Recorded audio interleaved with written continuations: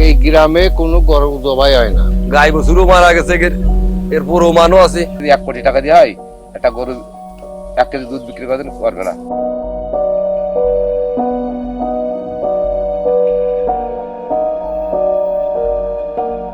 যশোর শহর থেকে মাত্র ৬ কিলোমিটার পূর্বে ভৈরব নদ ঘেঁষা এক শান্ত জনপদ ভগবতীতলা। আপাত দৃষ্টিতে দেশের ৮-১০টা সাধারণ গ্রামের মতো মনে হলেও এই ভগবতীতলায় রয়েছে প্রাচীন এক লোকবিশ্বাস। এই বিশ্বাস অনুসারে এখানে বছরের পর বছর কোরবানি ঈদ ছাড়া জবাই হয় না পশু। শুধু তাই নয়, গ্রামে উৎপাদিত গরুর দুধও বিক্রি করেন না কোনো গৃহস্থ। কিন্তু কিভাবে মানুষের মধ্যে জায়গা করে নিল এই বিশ্বাস? স্থানীয়রা জানান, প্রায় ২০০ বছর আগে এই জনপদের নাম ছিল রূপাইমানিক গ্রাম। এক ব্যক্তি হঠাৎ একদিন আশপাশের কোথাও গরুর দুধ না পেয়ে আসেন এই গ্রামে। দুধ পেলে ওই ব্যক্তি গ্রামটির নাম বদলে রাখেন ভাগ্যবতীতলা, যা কালক্রমে হয়েছে ভগবতীতলা। নাম পরিবর্তনের পাশাপাশি তিনি ঘোষণা দেন, এই গ্রামের মানুষ কখনো গরুর দুধ বিক্রি করতে পারবে না এবং পবিত্র ঈদ ছাড়া অন্য সময়ে করা যাবে না গরু জবাই। স্থানীয়দের দাবি, অতীতে অনেকেই এই ঘোষণা অমান্য করার চেষ্টা করেছিলেন, কিন্তু নানা বিপদের মুখোমুখি হতে হয়েছে তাদের। একটা পীর পাগম্বার আসছিল এই গ্রামে, অন্য অন্য গ্রামে ঘুরে ঘুরে দুধ চাইছিল, পাইলো না। তাই আমাদের এই গ্রামে এসে অনেক দুধ পাইলো, প্রত্যেক বাড়ি পাওয়ার পরে আর কি দুধ নিয়ে গেল। আর উনি বলে গেল যে এই গ্রামটা খুব ভাগ্যমতী তলা গ্রাম, খুব ভাগ্য, তবে গরু জবাই করে কেউ বিক্রি করবেন না। সেইভাবে পূর্বের থেকে দাদাগের আমলের থেকে বা তার আগের থেকে এইভাবে এই ভাগ্যমতীতলা আর কি আর নিয়ম মেনে চলতেছে সবাই। পূর্বপুরুষের আমরা দেখে আসতেছি এবং ওই জিনিসটাই মেনে আসতেছি। আমাদের এই গ্রামে কোনো গরু জবাই হয় না এবং জবাই করে না। জবাই করে দেখা যাচ্ছে যে কোনো লোক দেখিনি, আমার বয়সে আমি দেখিনি যে পূর্বপুরুষের থেকে আমরা এটা মেনে আসতেছি। এবং আমার গ্রামে কোনো দুধ বিক্রি হয় না। আমার গ্রামে যদি একটা বিয়ের অনুষ্ঠান হয়, তা আমাদের গ্রামের প্রত্যেক লোক যদি বলে যে না আমাদের একটু দুধের দরকার, তাহলে ওই দিন ওই তাকে দুধ দিয়ে ওকে দিয়ে দেয়। যে লোক নিতে আসবে ওই লোকের দিয়ে দেয়, কিন্তু দুধ বিক্রি করবে না।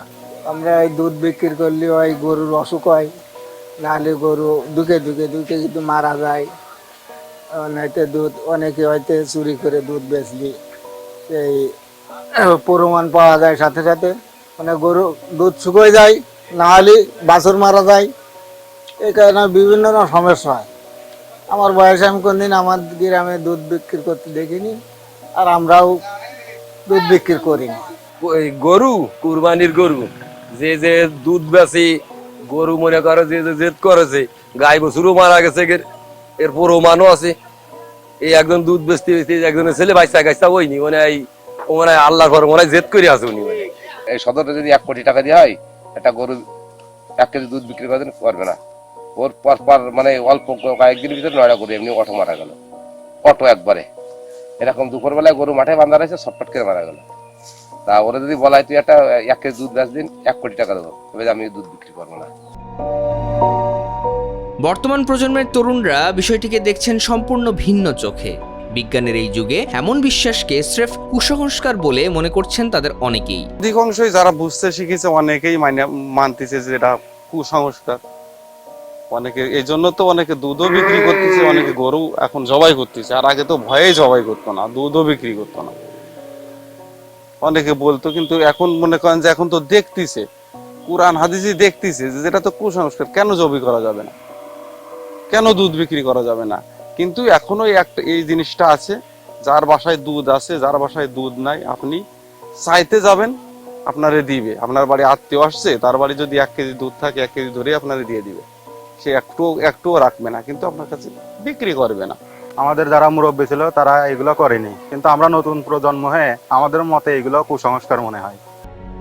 বিজ্ঞান এমন ধারণাকে সমর্থন করে না বলে জানান যশোর সরকারি MM কলেজের সমাজবিজ্ঞান বিভাগের সহকারী অধ্যাপক হামিদুল হক শাহিন।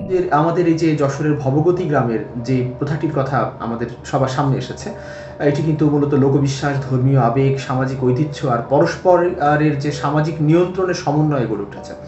তবে আমরা এখন বিজ্ঞান এবং প্রযুক্তির যুগে বসবাস করছি, তাই কোনো বিশ্বাস যদি মানুষের অর্থনৈতিক কর্মকাণ্ড বা স্বাভাবিক জীবনযাপন বা যুক্তিবোধকে সীমাবদ্ধ করে ফেলে, তাহলে সেটিকে নতুন করে তো অবশ্যই পর্যালোচনা করার অবকাশ রয়েছে। ইসলামেও কিন্তু কুরবানির বাইরে গরু জবাই করা বৈধ। আবার দুধ বিক্রি করাও কিন্তু সামাজিকভাবে অর্থনৈতিকভাবে একটি অর্থনৈতিক কার্যক্রম এবং শক্তিশালী কার্যক্রম।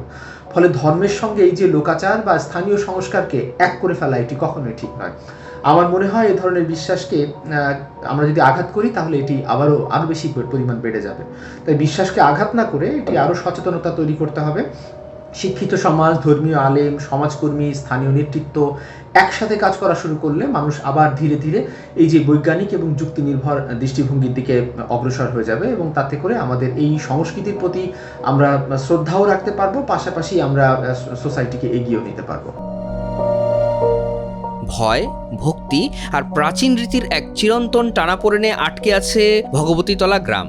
সময়ের আবর্তে কুসংস্কারের দেয়াল ভেঙে এই গ্রাম সাধারণ নিয়মে কি ফিরবে, নাকি যুগ যুগ ধরে এই লোক ঐতিহ্যই টিকে থাকবে, তা কেবলই সময় বলে দেবে।